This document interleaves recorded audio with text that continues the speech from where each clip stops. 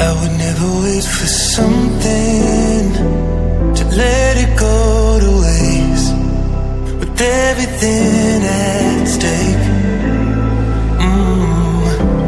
I thought I would take it all back. I just wanna make this thing last, but we're running out of